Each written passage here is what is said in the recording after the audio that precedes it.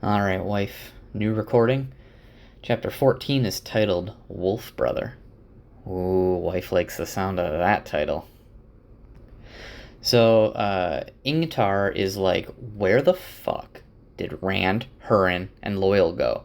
Rand's my second, Loyal's an Ogier, and Hurin is the only way we have to track the Dark Friends. I don't know what we're gonna do. And one of his guys comes up, and he's like, "There's not a single track. They have just completely vanished." And Ingtar's like, "Three men and three horses don't just vanish." So Matt's like, maybe they ran away, and Ingtar's like, Hurin would never run away, and Rand knows that he can't now. And so the group is like, we don't know what to do. Hurin was our only way to track them. And Perrin starts thinking to himself, and internally he fights this battle with himself and relents, and he reaches out with his mind and contacts the wolves. He forms a contact with the wolves, who are very surprised that a two-leg reached out to them, and they're asking if he is Longtooth, and they send an image of Elias, the man who originally taught Perrin about the wolves, and he's like, no, they've already given me a name, and in his mind he pictures a young bull, and that because that's what Hopper called him, young bull, in the dream. Yeah.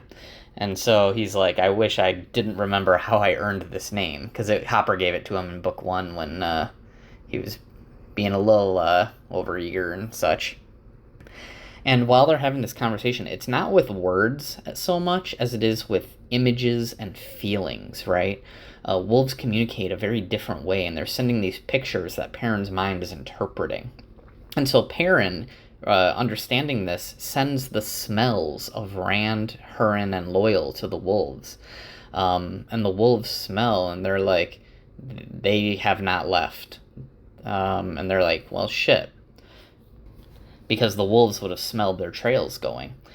And so Perrin's like, well, we can't find Rand, but I can help find the horn. And so he sends the wolves the smell of Fane. And they're like, shit balls. We hate it. And they're like the wolves are going into a frenzy. And Fane's smell is even worse than the smells of the Trollocs. And they're like, oh, we smell them all right. They're south. And the wolves send images that interpret in Perrin's mind as kill them, kill the twisted ones. And suddenly Perrin is filled with fury, emulating the feelings that the wolves are sending him. And Matt looks over and sees Perrin kind of looking weird, and Perrin shakes himself out of it. And he finds Ingtar, and he's like, so I can also find them. I'm a sniffer just like Hurin. And Hurin's ability is different than Perrin's, because Hurin can smell like evil, but Perrin can just smell the people, like a normal nose that's really good, right? But he's like, I don't want to tell anyone about the wolves, so I'll just pretend I'm a sniffer, just like Hurin is. And so everyone accepts that, and they're like, okay, we'll keep going. And Matt's like, oh my god, I'm the only sane person left from Emmons Field at this point. And so Perrin keeps reaching out with the wolves, and keeps pulling them back, like, don't get too far or I won't be able to talk to you. And they keep going. And eventually they realize someone's following them. And it turns out it's Verin Sedai, who is of the Brown Ajah we talked about earlier. And she's like, Rand's not here. And Ingtar's like, he vanished last night. Yeah, and so Varen's like, well, I'm going to travel with you guys. And meanwhile, Matt is complaining about how Rand ran off, even though just the previous day he was complaining about Rand still being here.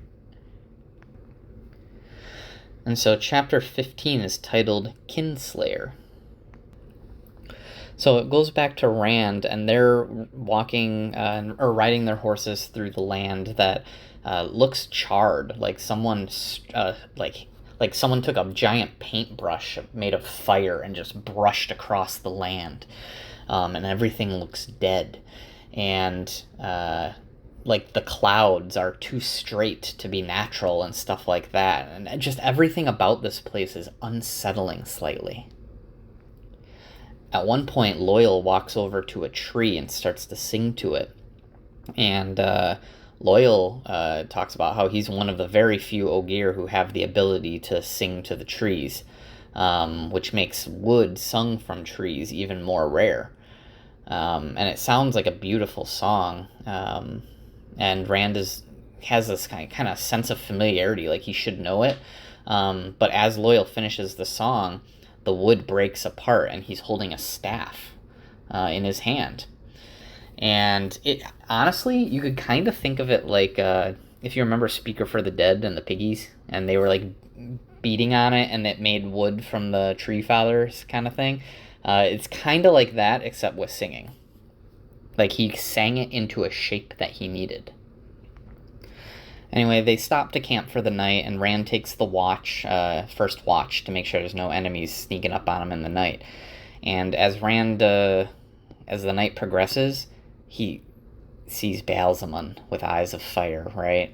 And his mask. And Rand says, "Oh, I must have fell asleep." And Baalzamon speaks and says, "I know every name you've used age after age, long before you were even Lews Therin Kinslayer.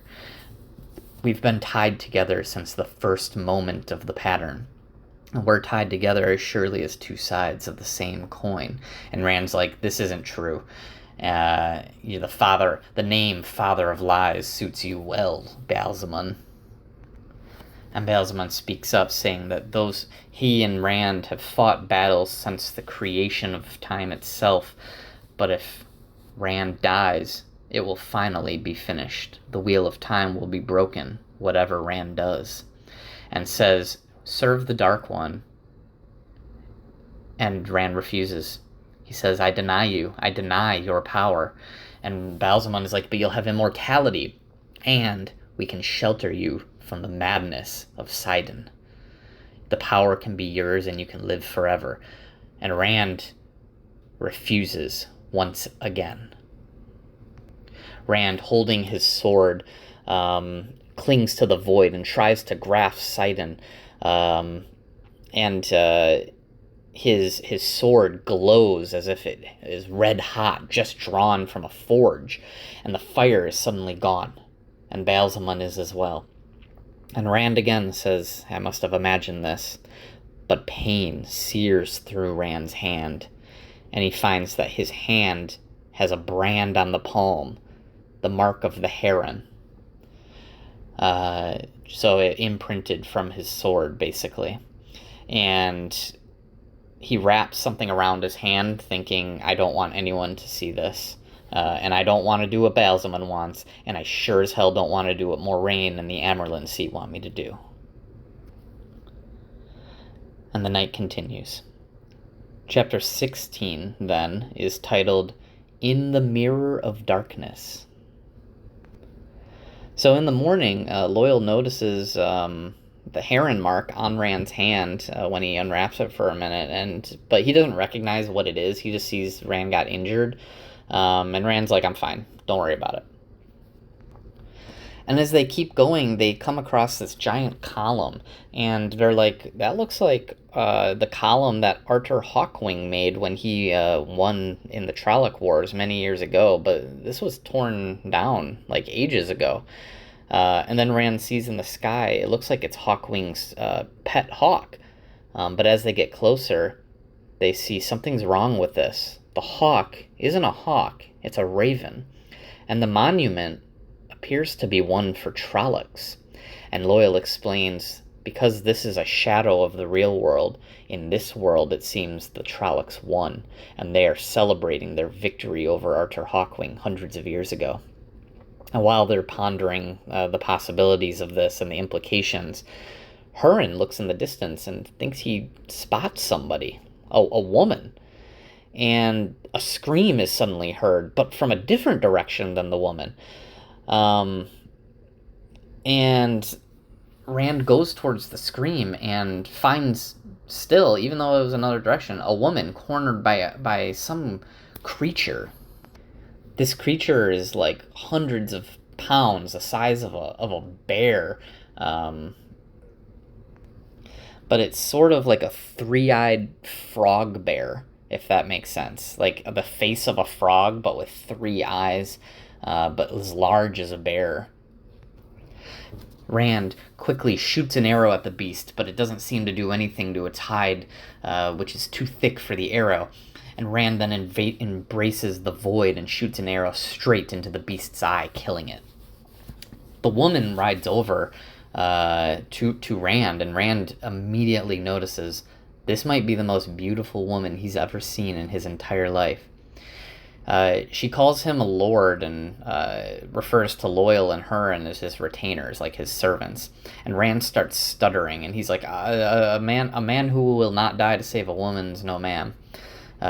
Somewhat trying to impress her a little bit, and she introduces herself as Selene, a noble woman from Karhine, a town to the east.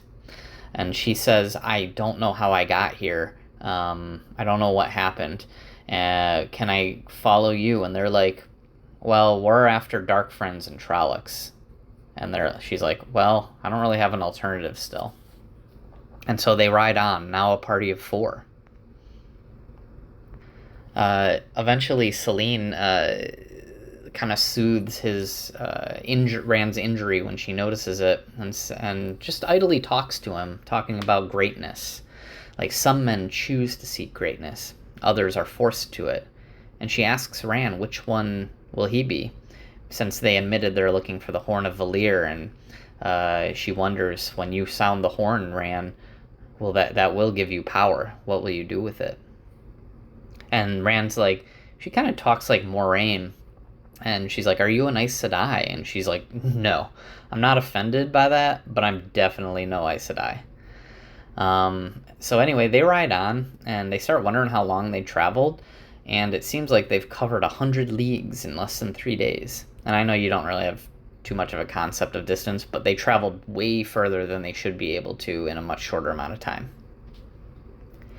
Eventually, Selene starts praising Rand about how he killed that Gralm with the bow, or that creature with the bow, and he starts telling her about the void, and she's like, we call it the oneness.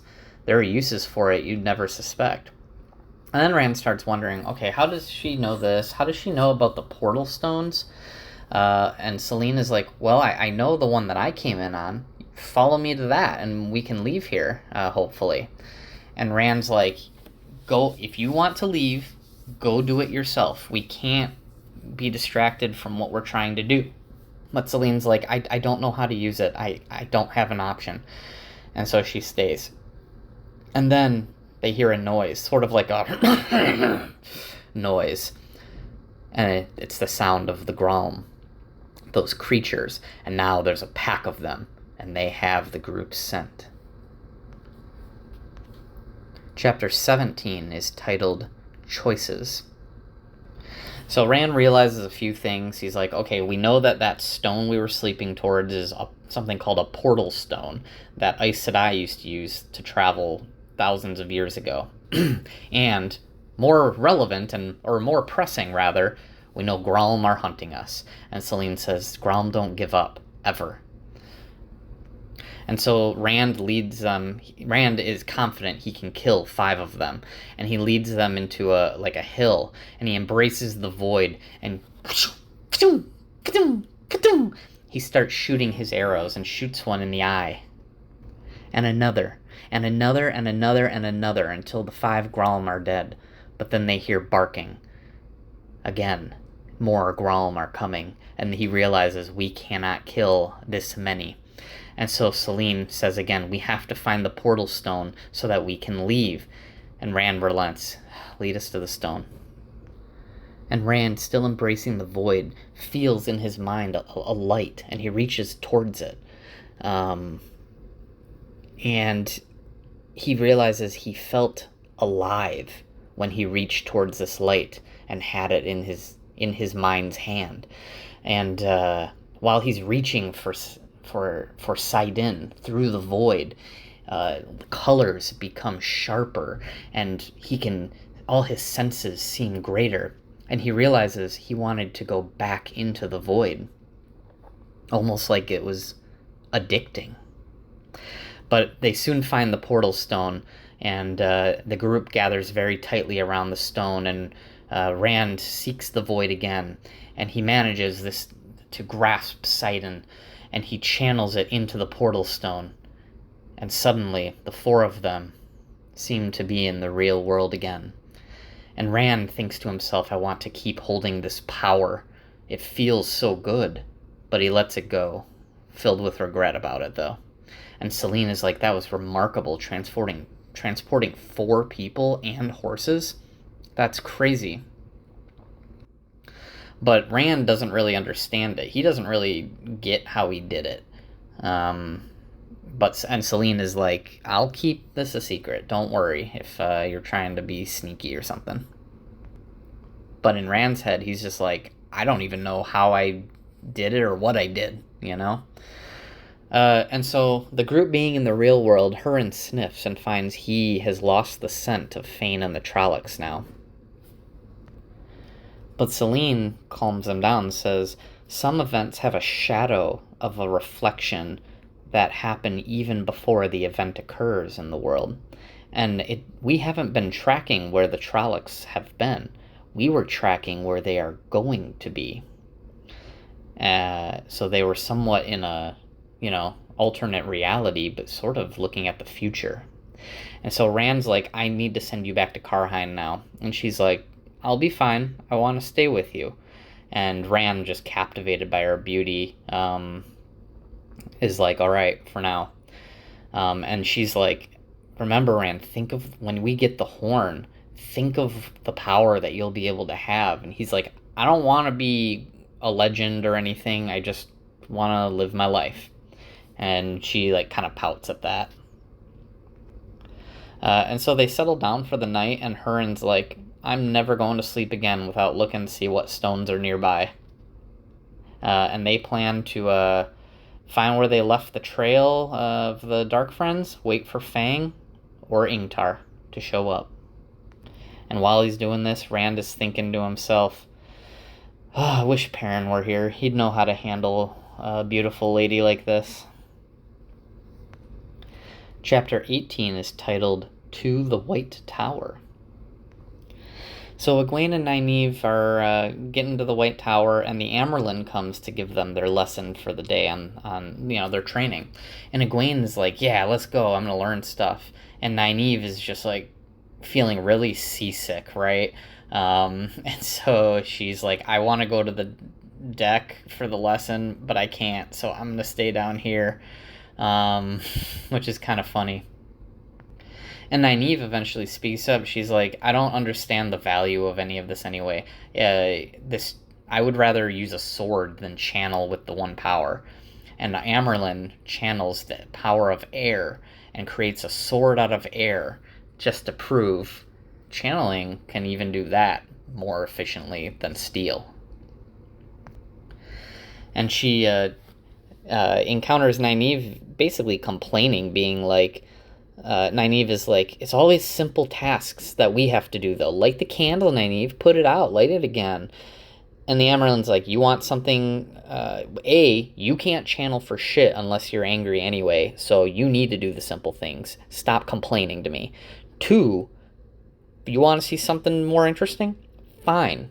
And she lifts Nynaeve up into the air using weaves of air, holding her still, and Nynaeve can't move at all. She's just held all of her limbs in place.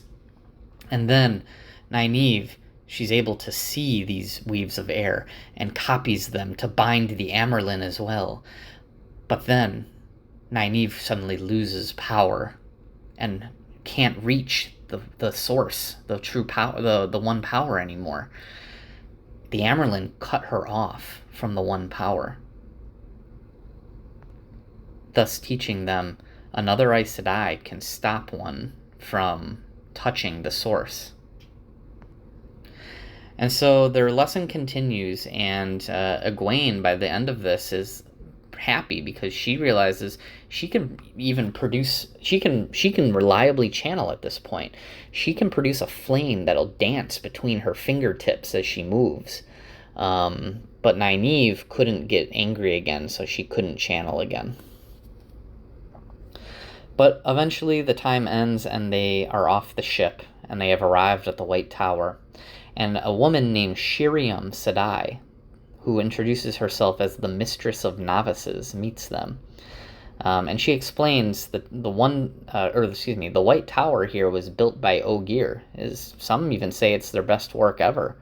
But I'm warning both of you, while it's beautiful here, many novices break under the strain of our training. And Nynaeve is like, well, I'm not going to be... Nynaeve in her head is like, well, I'm not going to be a novice. I'm going to be accepted, the second rank of the Aes Sedai. And Nynaeve is then warned by Shiriam, who can kind of see what she's thinking. It's like, the first few weeks of being accepted is one of the hardest periods of our entire training as well. And she's like, oh, God. Anyway, chapter 19 is titled Beneath the Dagger. It goes back to Rand, and Rand's like, I want to take Selene to Karheim, but each day Selene's like, no, just another day, just give it another day, because Rand is basically like, I have to get this woman to safety. And Rand starts thinking about Egwene and thinks to himself, oh man, she's trained to be Aes Sedai. The next time she sees me, she'll probably just try to gentle me. Yeah. Selene approaches him and tries to get one of his shirts out of his saddlebag so she can change into it. And Rand's like, that's not proper. And she's like, she basically just continues talking about the glory that can come to Rand when he sounds the horn, saying, you could even be another Artur Hawkwing, constantly talking him up, right? Talking up Rand. They make camp for a night after a few nights, and they notice there's a fire down in the hills. And Rand realizes that has to be Fain and the Trollocs. Ingtar wouldn't try to hide a fire like these people are seeming to try to do, because they're hiding the fire from behind them, but not from in front of them, right? Yeah. And so Rand takes Loyal, since Loyal can see in moonlight, right? And they head towards them. And he seeks the void, telling himself, I'm not going to touch Sidon, I'm not going to touch Sidon. And they get closer sneakily and realize it is, in fact, Fain and the Trollocs. They were right. And the Trollocs are, like, half sleeping because they're being very lazy about their guard duty, which is normal. If there's not a Myrddraal to keep them in line, Trollocs are generally very lazy creatures. And suddenly, he sees the chest. It was the chest that the Horn of Valir and the dagger was in. And Rand crawls towards it slowly with Loyal. And Loyal lifts the chest up, and they very carefully walk away. As they get to the end of the camp, Paden Fain realizes the chest is gone, and he yells to the Trollocs, it's gone! Wake, you filth, it's gone! Suddenly Rand tells Loyal to run, and he turns to face the Trollocs wrapped in the void, and suddenly he pulls his heron-marked blade and fights the Trollocs, killing, and thinks to himself, it's like the killing of the heron blade could keep him from needing Sidon. Eventually, he manages to follow Loyal back to the campsite, and they meet up with her and Selene again. And Selene's like, I want to at least see it. And she sees the text on it that says, the grave is no bar to my call, and reads it out loud. And Rand is like, we got to take the horn to Shienar, back to Lord Egelmar, right? But Selene's like, you can't go back now. You're too committed. Let's go to Karheim, and we'll wait for Ingtar to show up. And Rand pulls out, just to make sure it's in there, he pulls out the dagger, not touching it, being very careful not to touch it. And Selene is like, we should throw that away. That feels wrong. But Rand refuses, knowing that Mat's gonna die if he doesn't get it back. And so they make some distance and try to get a little bit more sleep for the night. Chapter 20 is titled Sidon. As they keep going, they get into the country of Karheim, although they're trying to get into the city, the capital of Karheim as well, which is called, Karheim. It's like New York City is in the state of New York, that kind of thing. So they're trying to get to the city of Karheim. And Selene, as they journey, keeps saying, like, I want to see the Horn of Valir again, see it in the day. And, I want to see it in the daylight because it's, like, magical. And Rand's like, no. Because he's afraid of the dagger being in there. And Selene's like, just throw out the dagger again. And Rand's like, no. And Rand's like, you're talking like an Aes Sedai. And she's like, I'm not an Aes Sedai. And she, like, goes away and pouts, basically. They keep going, they find a town, and they're like, oh, thank God, we can stay at an inn. But Selene's like, I want to stay under the stars. And Rand's like, I don't want to be out in the open if Fain and the Trollocs catch up to us. And she's like, if Fain catches us, you'll deal with him. Like, in all confidence that Rand can kill them all, basically. But Rand refuses, and he throws a blanket over the chest and says, it's, Selene, we're going to say this is your chest of extra clothes, so that no one realizes they're carrying a fancy chest around. And as they keep going, they see this, like, something massive, and they ride over to see what it is, and in it they find a ginormous pit with armored men all around it, and he sees a gigantic hand holding a crystal sphere, and this hand seems to be attached to a statue of a man who's, like, half out of the ground. Rand summons the void unconsciously, and in the crystal being held by the man, this giant crystal statue, he sees light that's swirling like Sidon, and the sphere pulses. Boom. And Selene warns him, like, get away from the edge of the cliff, you're gonna fall over. And Rand doesn't even hear her, and he tries to let go of the void, but it stays. He can't let it go. And Rand starts mumbling to himself, till shade is gone, till water is gone, into the shadow with teeth bared, to spit in Sightblinder's eye on the last day. And he realizes he was stepping closer and closer to the cliff, and it crumbles beneath his feet, and he scrambles backwards, this sudden trance seemingly broken. And they're like, okay, we do need to get away from here. The guards saw that. We haven't done anything wrong, but we don't want to attract attention. And so they ride off, go into this little village, and they find an inn in there. And they decide to stay the night. Chapter 21 is titled The Nine Rings, which is the name of the inn that they're staying in. They get some food. Selene doesn't seem very hungry, but Rand's like, the food's pretty good. And the innkeeper notices the flute case that they're carrying and asks Hurin if he wants to play. And Rand's like, oh, it's my flute, because it's the one Tom gave him, right? And Rand is, like, the innkeeper's surprised by this, because lords don't play instruments. But Rand's like, yeah, it's me. And he starts to play, and eventually, it's not great, but eventually people get into it, and there's even people singing, even though he's playing a tune that Rand's playing a tune he knows, but the people are singing different words. So he's like, oh, I guess people have different lyrics to this song. Suddenly a man comes up, and it's a captain of their company, the local, like, military, right? And he notices Rand's heron-marked blade, and Rand's like, oh, I'm from Andor, which is true. That's the country he's from, even though the Two Rivers doesn't consider itself part of Andor. And the captain's like, oh, what about this thing about Gareth Brine, who was the Lord, the captain of Andor's militia? And Rand realizes, like, that's a false statement. It was almost like the captain here was trying to trick him into admitting he was lying about being from Andor. But Rand catches it, and he's like, nah, that, whatever the statement is, that's not true. Don't worry about it.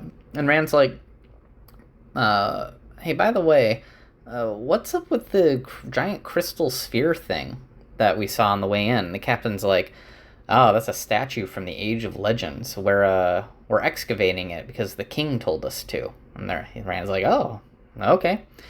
And they're like, well, how long are you guys staying here? And Rand's like, we're leaving in the morning. And the captain's like, we will gladly escort you. We're heading that way as well. And Rand's like not stoked about that idea, but he's like, there's really no way to say no to that without being super suspicious. And so he accepts. So in the morning, they're all going to leave together.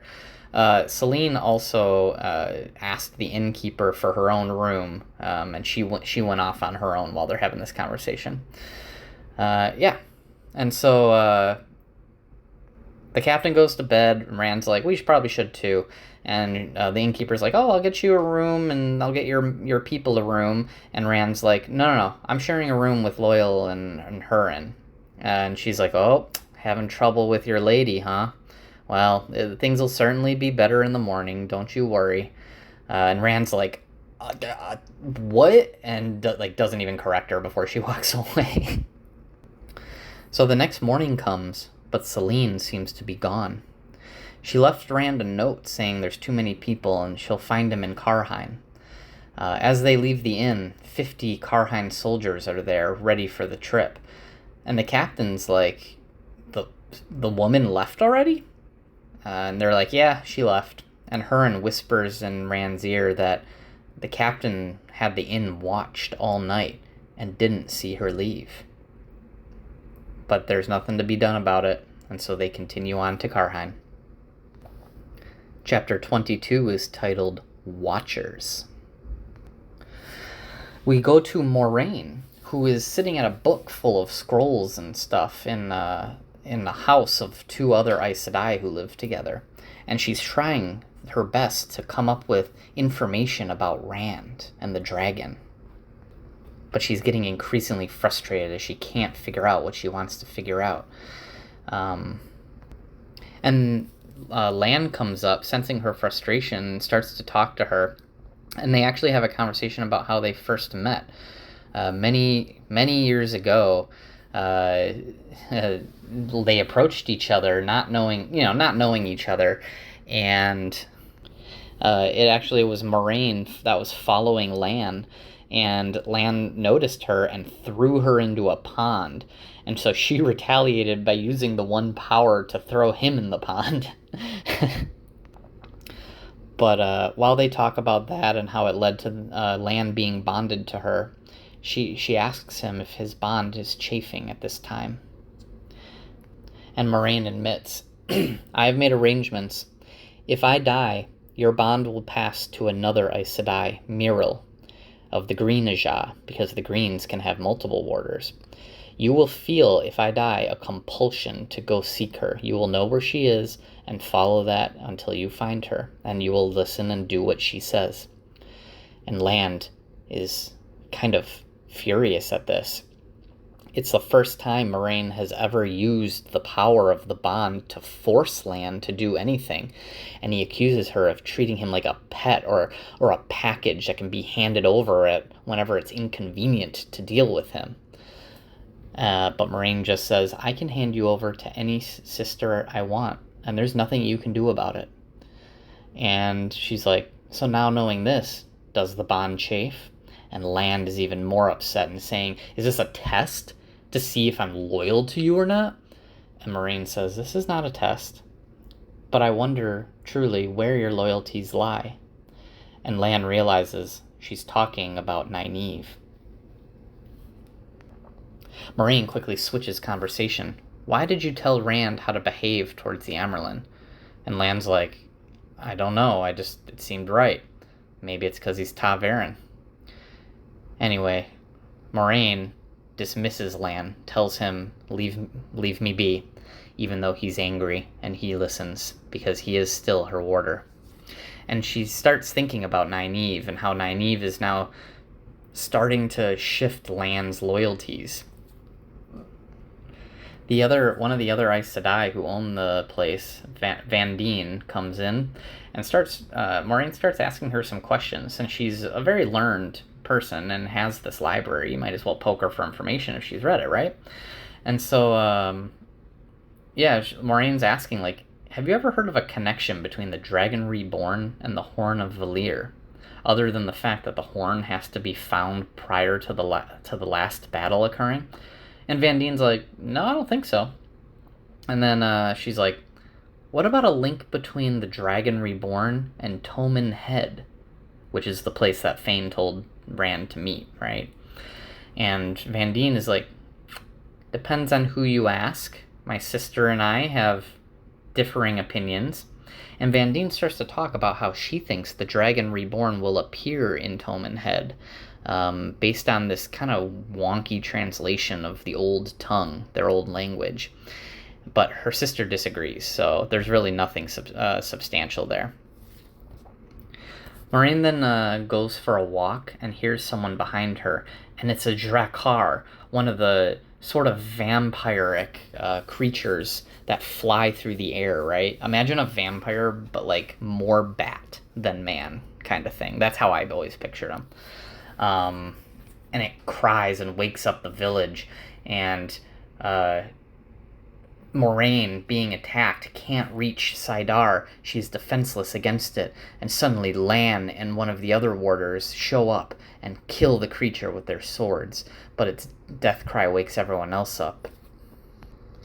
One of the sisters says we have to dispose of the body quickly, and is like, how did it get here so close?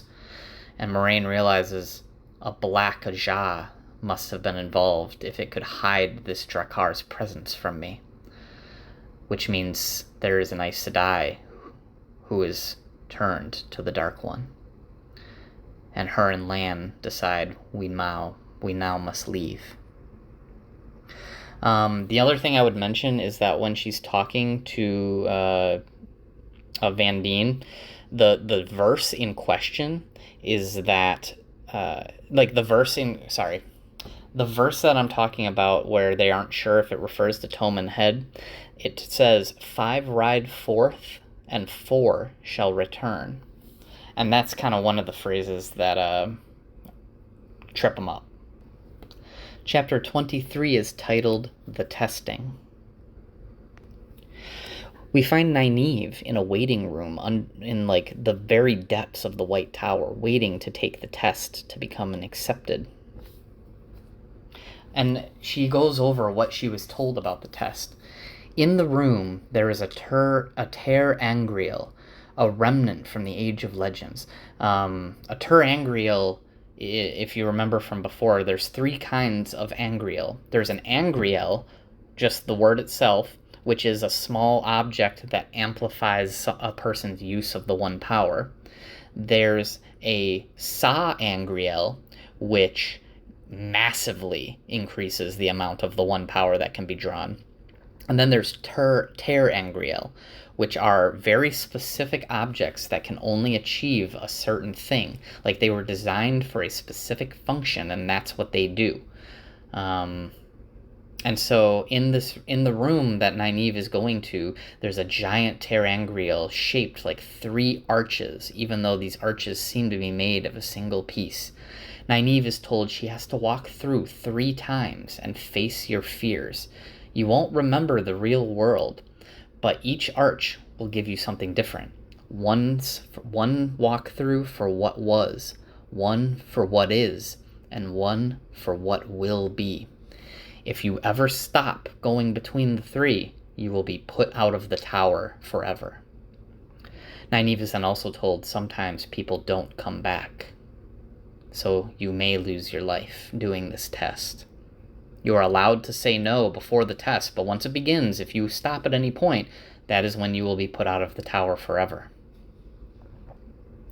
Shiriam Sedai, the Mistress of Novices, tells her, the way back will come but once. Be steadfast. And Nynaeve steps through the first arch. On the other side, she finds herself completely naked in a maze, some sort of labyrinth. And she's like, well, I don't know where I am, so I guess I'll start walking. And she sees something in the corner of her eye. She becomes convinced someone's following her, and she starts to run and finds a man. It's Agenor, one of the Forsaken that they saw back in the Eye of the World at the end of the first book. And Nynaeve realizes she's naked, and Agenor says, I'll enjoy you, woman. She tries to run away, but Agenor follows, and Nynaeve gets angry and reaches for the one power and calls lightning down onto Agenor. He responds as well, but can't even match Nynaeve's power. She feels him weakening, and a silver arch appears. And Nynaeve hears a voice. The way back comes only once. In massive frustration, knowing she could defeat Agenor, she steps through the arch, letting the Forsaken go.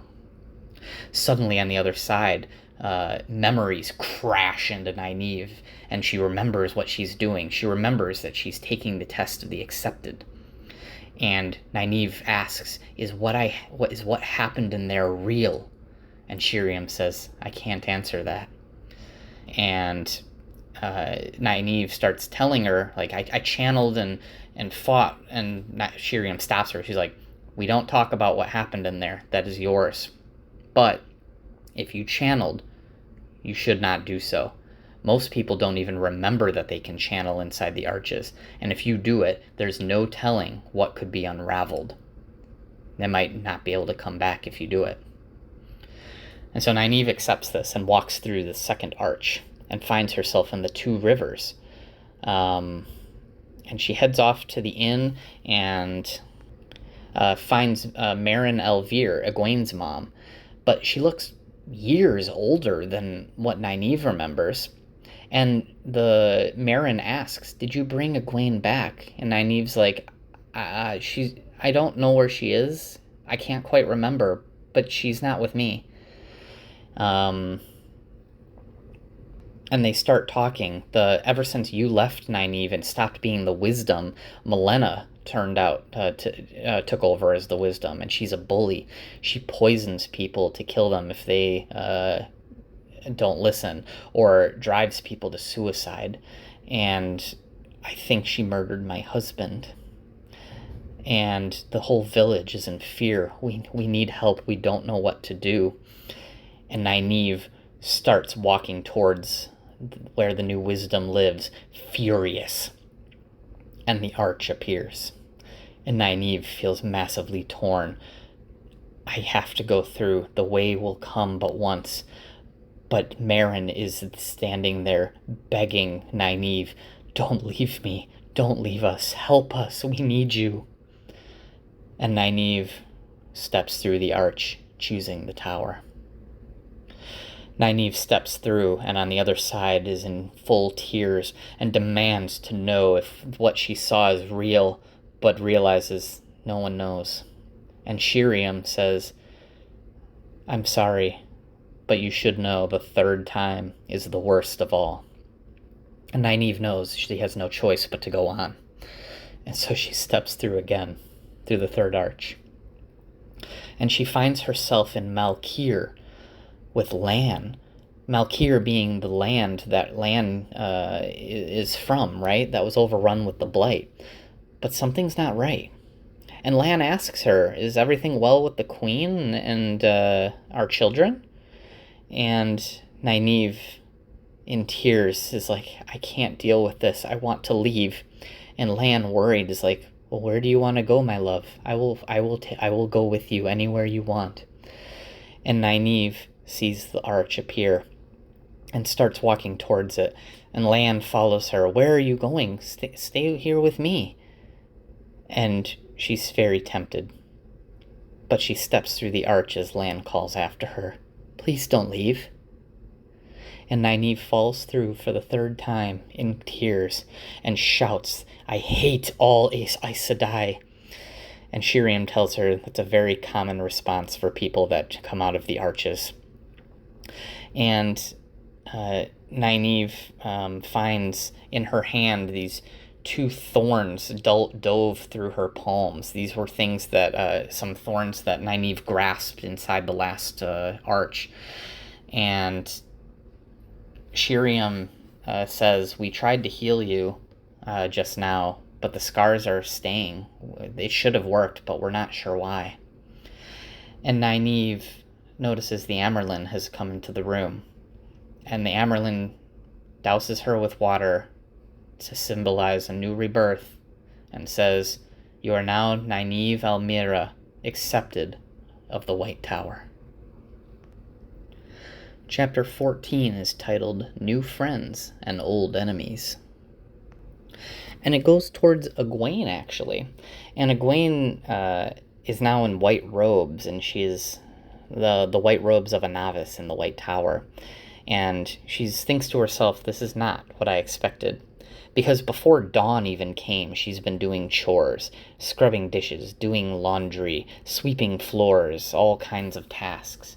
And she's told, be here in the scullery every day at this exact time, or you will be punished. And so she does her best to do so.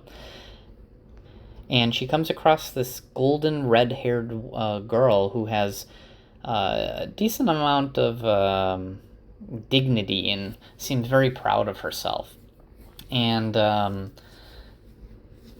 she introduces herself as Elaine. And they start talking about channeling and the source, and Egwene's like, yeah, I've learned some things already. And they start talking about men, and eventually the conversation goes to Rand. And Elaine starts telling Egwene about, oh yeah, this boy from the Two Rivers, which you said is where you're from. I met him, and I think he said his name was Rand al'Thor. And Egwene's like, oh my god, this is the daughter heir of Andor, basically the princess of the entire country. Rand didn't make up the story about meeting her. Yeah, wow. And Elaine asks, where is he, by the way? And she's like, he was with some Shi'Naran soldiers last time I saw.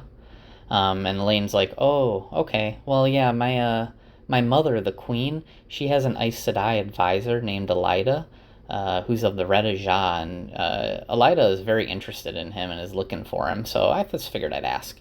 And Egwene's like, oh god, the Red Ajah are looking for Rand, what the hell, oh my god. But Elaine's like, don't worry, I wouldn't tell Elaida where he was even if I knew, I was just curious. Egwene keeps going and comes across another girl, named Elsie, who also claims to have met Rand. And Elsie's the farm daughter in book 1, when he and Mat were running away, daughter of one of the farmers at the place they stayed, and she had a crush on Rand. And yeah, so Egwene is thinking to himself, Rand sure is meeting a lot of girls. They continue on, Egwene and Elaine together, and they see a man who looks very down in the dumps, sort of. And Elaine says, that's the gentled false dragon, Logain, followed by a couple accepted. And Egwene thinks to herself, he looks like a sorry sight indeed. I pray Rand doesn't end up like that someday. And then Elaine and Egwene continue on and meet another girl who claims to have met Rand. And the girl introduces herself as Min.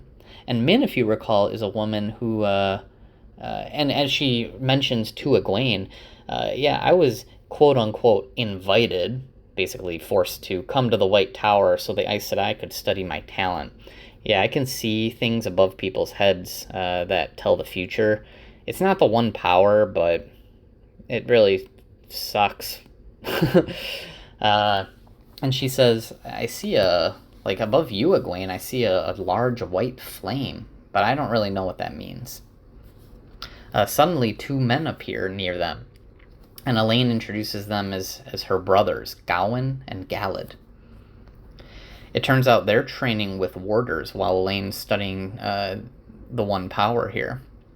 And Egwene thinks to herself, wow, Galad is very beautiful. And Galad asks her, can we meet again if our duties allow it? And Egwene's like, that would be nice. And he goes off, and Gawain is standing there just pretty amused. And then Elaine tells Gawain, oh yeah, Egwene's from the same village as Rand. And Gawain's like, that man was very unusual. He could even be ta'veren. And Egwene's like, yeah, good one. Yeah, and so at this point, Egwene's like, I like Min, I like Elaine, we're gonna be friends. And she just asks him straight out, like, let's be friends. And they're like, okay. And they all hug, and Gawain's like, the fuck?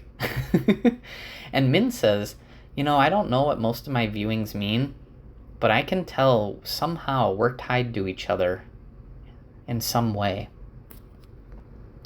And suddenly Elaida, the Aes Sedai advisor to the Queen of Andor, comes up, and Gawain's like, I'm gonna leave now, deuces.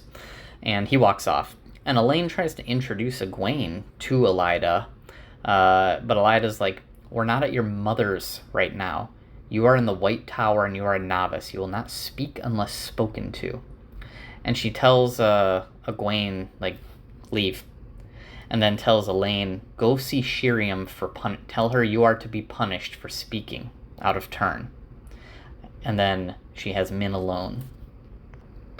And while they're alone, Elaida and Min insists, Elaida starts asking about Randall Thor, and Min's like, I don't know who that is, but I really don't like being in Tar Valon, and I want to leave.